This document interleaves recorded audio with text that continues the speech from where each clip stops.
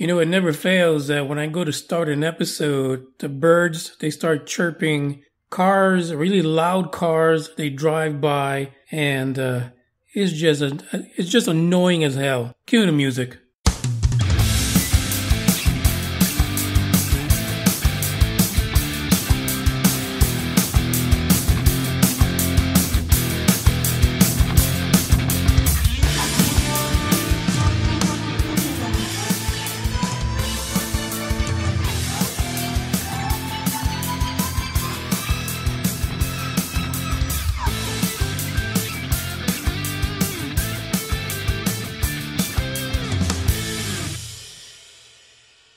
Hey, this is UFO Buster Radio, and this is Manny Moonraker, your hostess with the mostest. This is UFO report number 59.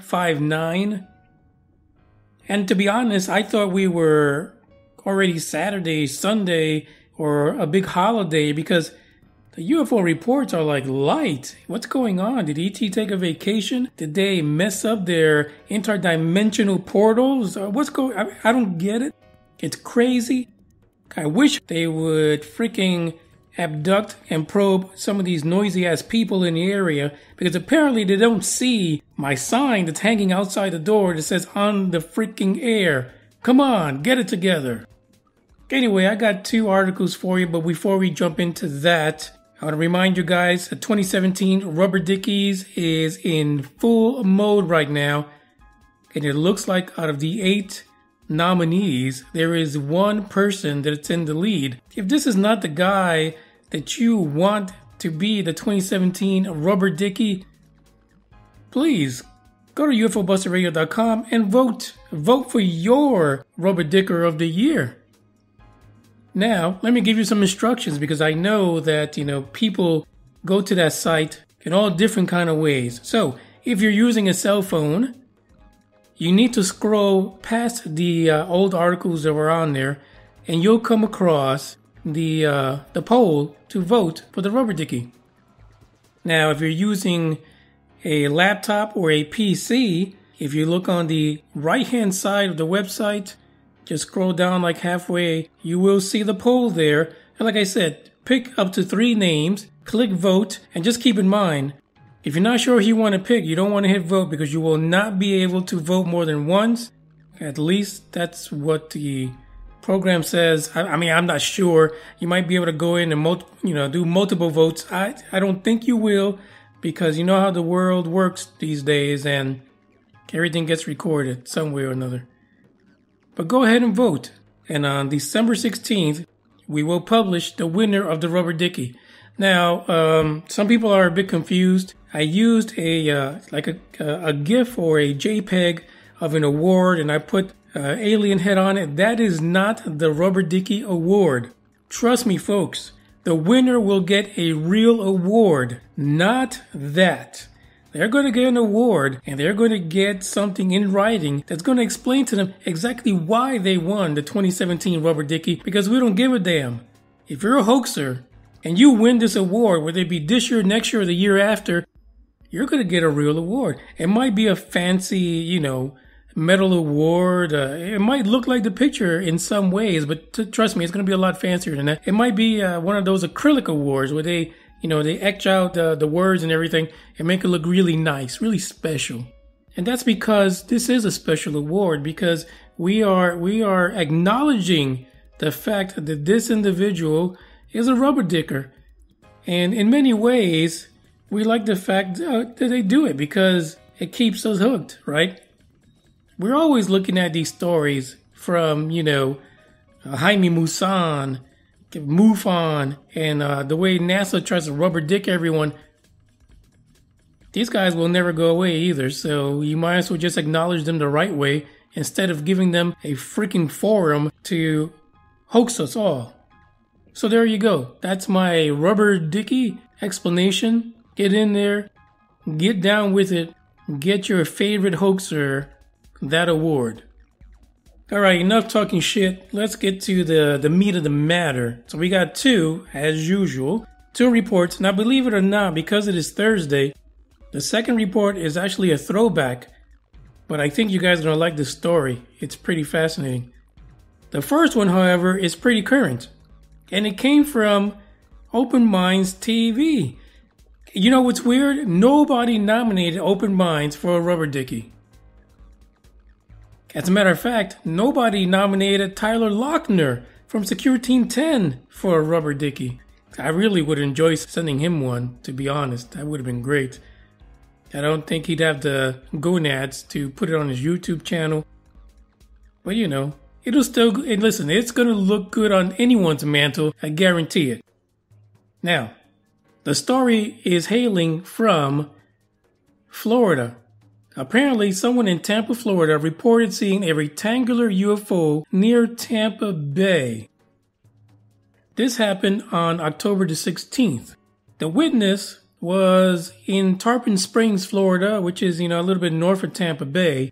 And apparently they observed a rectangular UFO during the day, and they submitted this to MUFON. So there you go. One of our nominees is in the news. I mean, we're happening, folks. We are today. This isn't old stuff that we're nominating people for. But anyway, according to the witness, he went outside to smoke a cigarette and noticed a flat rectangular UFO in the clouds. He says the area has a lot of air traffic, and that is absolutely correct because just south of where he lives is Tampa International Airport, and they have plenty of traffic. No doubt about that.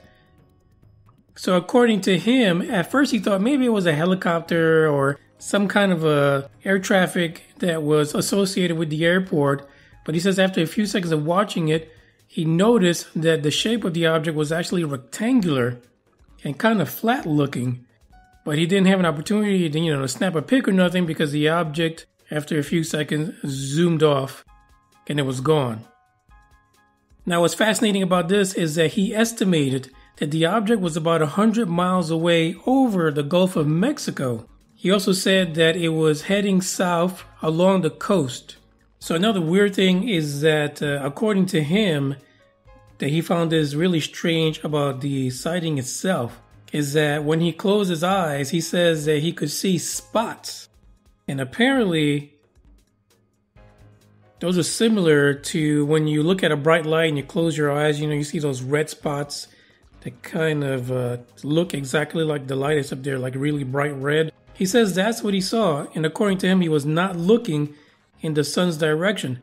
Now this can be validated, of course, because if he was looking towards the Gulf of Mexico, that's over west of where he was in Tarpon Springs, and this happened at 11:27 a.m., so the sun would not have been setting at the time that he saw the sighting.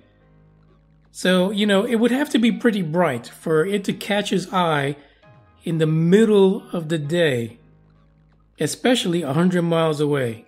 So who knows what it is. However, if you go to MUFON, or if you look at the description that we have, or the link for Open Minds TV, you will be able to see the full description that this individual submitted to MUFON.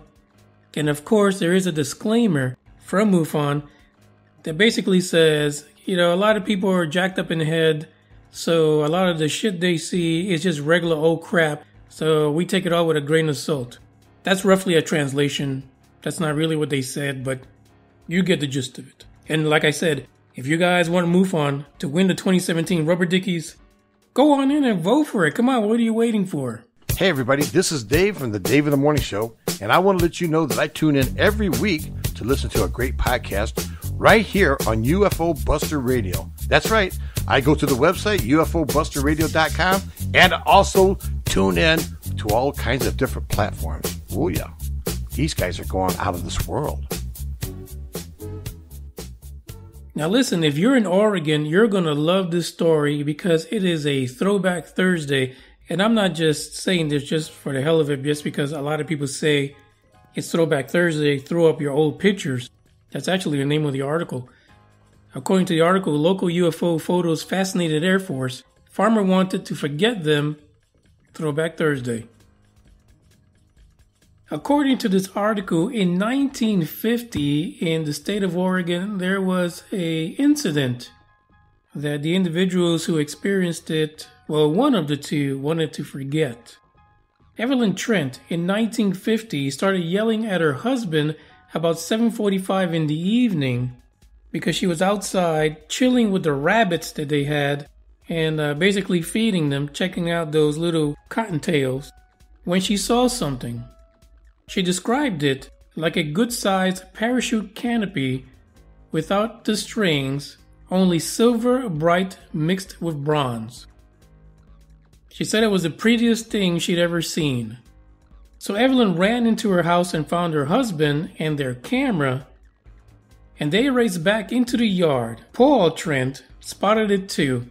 He described it as a round, shiny, wingless object that was hovering in the sky silently. At the time, Paul was 43 years old, and he managed to take 2 pictures before the object disappeared into the evening mist. So of course, these images made it to the local newspaper, the Oregonian, and the McMinnville telephone register. They were published in June of 1950, a month after the pictures were taken. And the reason why that is because Paul insisted on finishing the roll of film before he had it developed. He actually waited until Mother's Day before he can finish off the film. He had it developed, and basically it ended up at those 2 newspapers I just mentioned. What happened shortly after that is that Life magazine, which at the time was following the story through the Oregon newspapers, was offering the Trents a national audience. They wanted to publish the pictures of the unidentified flying objects in their story. Shortly after that, the U.S. Air Force investigator came to the Trent's house, and he wanted to investigate what the hell was going on, what they saw, and how did they get the pictures. There's a quote here from Paul Trent. The object was coming in toward us and seemed to be tipped up a little bit. He also told the officer it was very bright, almost silvery, and there was no noise. Sadly, Paul Trent did pass away in 1998 after his wife passed away. There came a point eventually where he just wanted the whole UFO situation to just be behind him. He didn't want to recount the story anymore. He was done with it. And there is a story in here that when 2 Oregonian reporters were asking for recollections 40 years after the incident, that he made it known to Evelyn during that interview that he just was not happy about her willingness to talk about it. And he admonished her and said, "I told you to forget all about that." To which she responded to him, not verbally, but she just nodded at him and continued to tell her story to the reporters. So it's quite fascinating because apparently Paul just pretty much had it with the nonsense with the UFOs, but Evelyn was all about it. You know, she was out there with her bunnies. Shit went down. She got him. He took the pictures. And you know what? It's weird because look at how long it took him, a month to get those pictures out or get them developed. I mean, Paul really didn't give 2 shits about the UFOs. He just wanted to continue with his normal, everyday farmer life. You know, to hell with all the UFO nonsense. He could care less. But thanks to Evelyn, the story continued. And eventually, if you go to this article and you click on the link that's in the description, you actually get to read who went to the house from the Air Force and under what investigation or study was it that they eventually made it over there to look at the pictures and to interview the Trents. I'm not going to disclose that here because you know what? It's gimmick infringement. These guys want you to look at their article. So look at their article, find out, get a little bit more detail, get a little bit of reading.